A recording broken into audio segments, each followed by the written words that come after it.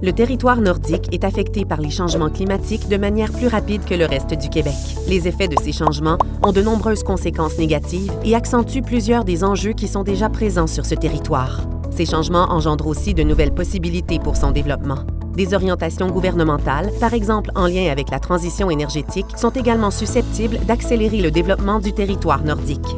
Dans ce contexte, il est essentiel d'assurer un développement durable à ce territoire. En effet, la Loi sur le développement durable demande aux ministères et aux organismes gouvernementaux d'intégrer cette préoccupation à tous les niveaux et dans toutes leurs sphères d'intervention. C'est pourquoi il était important, en tant que commissaire au développement durable, que nous réalisions une étude pour informer les parlementaires et les citoyens sur certains enjeux relatifs au développement et à la conservation du territoire nordique, ainsi que pour les sensibiliser à ses particularités.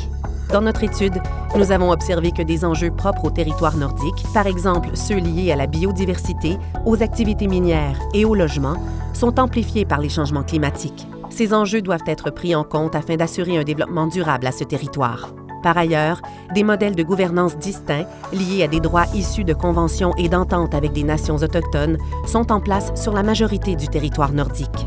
Ces conventions et ces ententes ont entre autres pour objectif d'accroître l'autonomie des Premières Nations Cris et Naskapi et des Inuits afin de protéger leur culture et leur mode de vie et de permettre l'accès aux ressources naturelles du territoire. Une bonne compréhension de ces modèles et leur prise en compte sont essentielles. Enfin, les interventions de la Société du Plan Nord visant la coordination de l'action gouvernementale présentent des limites quant à leur contribution au développement intégré et cohérent du territoire nordique, et ce, dans une perspective de développement durable. En lien avec ces observations, nous avons soulevé des questions qui devraient retenir l'attention des décideurs.